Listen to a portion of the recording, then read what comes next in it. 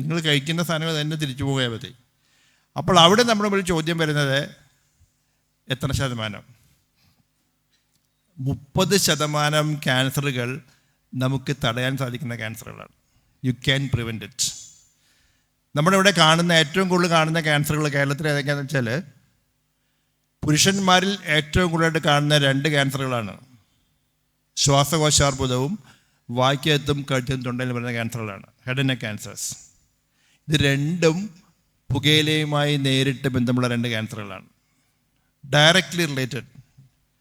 നിങ്ങൾക്ക് എങ്ങനെ വേണേൽ മരിക്കാൻ വേണം തീരുമാനമെടുക്കാം. നമുക്ക് തന്നിരിക്കുന്ന സ്വാതന്ത്ര്യമാണ്.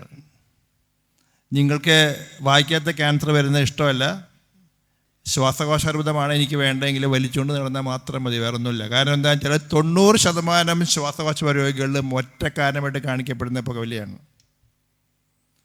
10% മാത്രമേ പുകവലിക്കത്തള്ളി ക്യാൻസർ ഉണ്ടാകുന്നുള്ളൂ. അവിടെ ഏറ്റവും പ്രധാനം ശ്വാസകോശാർബുദം നമുക്ക് രക്ഷപ്പെടാനുള്ള സാധ്യത 5% ഉള്ളൂ, 5%.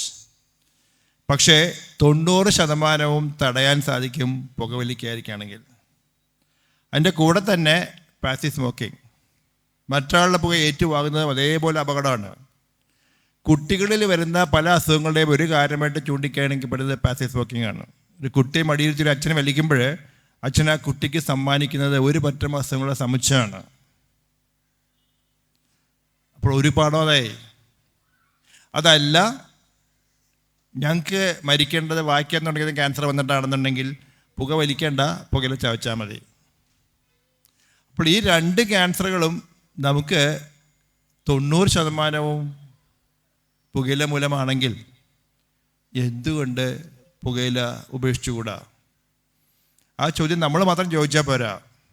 നമ്മൾ ചോദിക്കേണ്ട മറ്റു വിഭാഗങ്ങളുണ്ട്.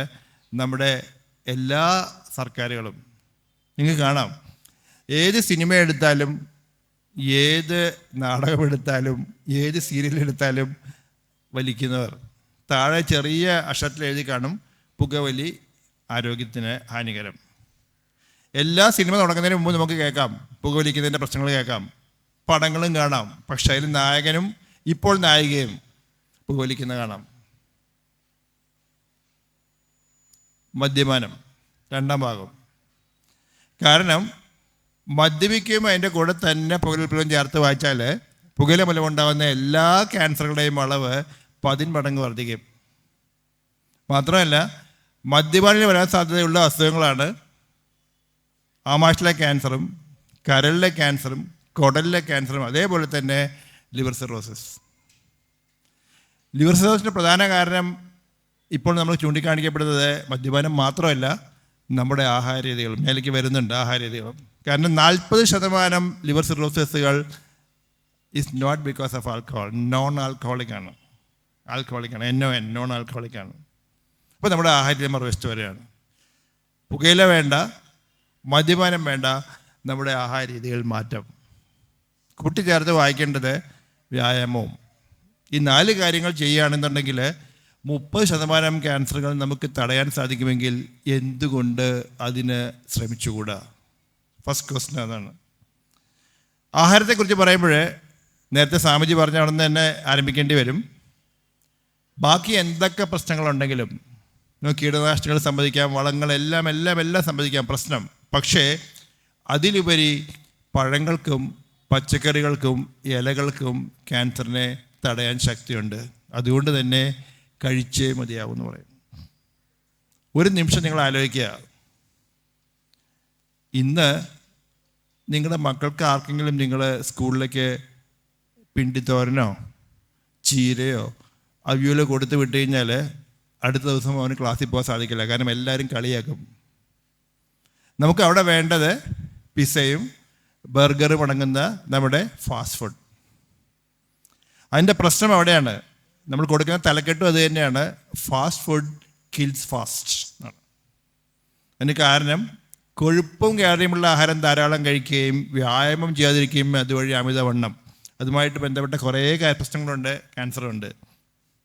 അതേപോലെ കൊഴുപ്പും കാര്യമുള്ള ആഹാരം ധാരാളം കഴിക്കുകയും നാരുള്ള ഭക്ഷണം നമ്മൾ കഴിക്കുകയും ചെയ്യുമ്പോൾ നമുക്ക് വരാൻ സാധ്യതയുള്ള ക്യാൻസറുകളാണ് കുടലിലെ ക്യാൻസറുകൾ.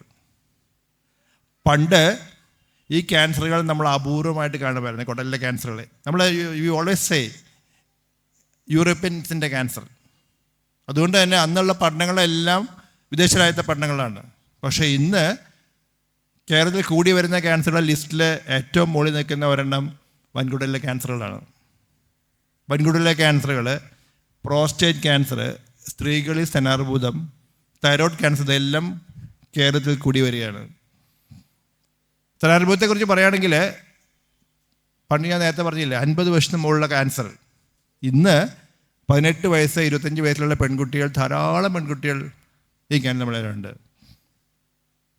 എന്തുകൊണ്ട് തന്നെ വലിയ ചോദ്യം വരികയാണ്. നമ്മളതിന് ഒറ്റ ഭാഗത്തിൽ കൊടുക്കുന്ന ഉത്തരം എന്താണെന്ന് വെച്ചാൽ പാശ്ചാത്യം അറിയപ്പെടുന്ന നമ്മുടെ ജീവിതശൈലിയും ആഹാരവും തന്നെയാണെന്ന് പറയും. അപ്പോൾ ഈ 4 കാര്യങ്ങൾ നമുക്ക് ശ്രദ്ധിക്കാമെങ്കിൽ 30% ക്യാൻസറുകൾ തടയാൻ സാധിക്കുന്ന ക്യാൻസറുകളാണ്. മറ്റൊരു 30% നമുക്ക് പ്രാരംഭ ദശയിൽ കണ്ടുപിടിക്കാൻ സാധിക്കുന്ന ക്യാൻസറുകളാണ്. സ്തനാർബുദം കണ്ടുപിടിക്കാൻ സാധിക്കും, വാഗിതട ക്യാൻസർ കണ്ടുപിടിക്കാൻ സാധിക്കും, ഗർഭാശയ ക്യാൻസർ കണ്ടുപിടിക്കാൻ സാധിക്കും, പ്രോസ്റ്റേറ്റ് ക്യാൻസർ കണ്ടുപിടിക്കാൻ സാധിക്കും, വൻകുടലിലെ ക്യാൻസർ കണ്ടുപിടിക്കാൻ സാധിക്കും. അതും 30%. അതായത് 30% തടയാൻ സാധിക്കുകയും 30% പ്രാരംഭ ദശയിൽ കണ്ടുപിടിക്കാനും സാധിക്കുമെങ്കിൽ കൂട്ടിച്ചേർത്ത് വായിക്കുമ്പോൾ 50% ക്യാൻസറുകൾ നമുക്ക് തടയാനോ പ്രാരംഭ ദശയിൽ കണ്ടെത്തി ചികിത്സിക്കാനോ സാധിക്കുന്ന ക്യാൻസറുകളാണ്. ഒരു ശ്രമവും നമ്മുടെ ഭാഗം തുടങ്ങിയിട്ടില്ല. നമുക്ക് എന്നും ഒറ്റ ചോദ്യവും ഒറ്റ ഉത്തരവേ ഉള്ളൂ: അസുഖം വന്നാൽ ഞാൻ രക്ഷപ്പെടുമോ, ചികിത്സിക്കാൻ സാധിക്കുമോ? നമ്മൾ അതിൻ്റെ അപ്പുറം ചിന്തിക്കുന്നുമില്ല. നമുക്ക് ഒരു മേഖലയിൽ നമുക്ക് അതിനെക്കുറിച്ച് ഒരു അവബോധവുമില്ല, ഒരു ശ്രമവുമില്ല നമ്മുടെ ഭാഗത്ത്. അതുകൊണ്ട് തന്നെ ഇവിടെ എത്ര ക്യാൻസർ ആശുപത്രികൾ വന്നാലും എത്ര ഡോക്ടർമാർ വന്നാലും നമ്മൾ രക്ഷപ്പെടില്ല. കാരണം അതല്ല നമ്മുടെ പ്രശ്നം. നമ്മുടെ പ്രശ്നത്തിനെ നമ്മൾ കണ്ണടച്ച് ഇരുട്ടാക്കി മുന്നോട്ട് പോവുകയാണ്. അതാണ് ഏറ്റവും വലിയ പ്രശ്നം എന്ന് പറയുന്നത്. നമ്മൾ എന്നും ഒരു ചോദ്യം ചോദിക്കാറുണ്ട്: ഈ പഴവും പച്ചക്കറിയുമൊക്കെ വിഷമല്ലേ മുഴുവൻ, അപ്പോൾ അത് നമ്മുടെ പ്രശ്നമല്ലേ എന്ന് ചോദിക്കും. അതെന്തിനാന്ന് വെച്ചാൽ നമുക്ക് മറ്റേത് കഴിക്കാനുള്ളതാണ് ഒരു മാർഗമാണ്. അതായത് നമുക്ക് മത്സ്യമാംസം കഴിക്കുമ്പോൾ അവരുടെ ചോദ്യം ഇത് തന്നെയാണ്. അതായത് ഇത് മുഴുവൻ വിഷമല്ലേ, നമുക്ക് പ്രശ്നമല്ലേ, അപ്പോൾ നമുക്കത് വേണ്ടാന്ന് വെച്ച് തരുന്നതാണ്. നമ്മൾ ത്രാസ് വെച്ച് തൂക്കുകയാണ്. പച്ചക്കറി കൊണ്ടുള്ള പ്രശ്നങ്ങൾ ഒരു വശത്തും ഗുണം മറുവശത്തും. ത്രാസ് എപ്പോഴും ഗുണങ്ങളുടെ ഭാഗത്തേക്കായിരിക്കും. അതുകൊണ്ട് ഇതൊരു പ്രശ്നമാണ് എന്ന് പറഞ്ഞുകൊണ്ട് കഴിക്കാതിരിക്കാൻ യാതൊരു ന്യായവുമില്ല, ഒരു ന്യായവുമില്ല. തീർച്ചയായും നമുക്ക് മാറ്റം ആവശ്യമാണ്. നമുക്ക് സ്വയം ജൈവകൃഷി നമ്മുടെ മുമ്പിലുള്ള പദ്ധതി തന്നെയായിരിക്കണം. എന്തെങ്കിലുമൊക്കെ ചെയ്തുകൊണ്ട് നമുക്ക് മുന്നോട്ട് പോകാൻ സാധിക്കുകയാണെങ്കിൽ എനിക്ക് തോന്നുന്നത് അത് തീർച്ചയായും നമുക്കൊരു അനുഗ്രഹമായിട്ട് തന്നെ വരും. പക്ഷേ അതൊരു കാരണമായിട്ട് എടുത്തുകൊണ്ട് നമ്മളിത് കഴിക്കില്ല എന്ന് പറയുകയാണെങ്കിൽ നമ്മൾ പ്രശ്നം തന്നെയാണ്. അപ്പോൾ ഈ ഒരു മാറ്റം നമുക്ക് ആവശ്യമാണ്. Change in your dietary habits plus exercise.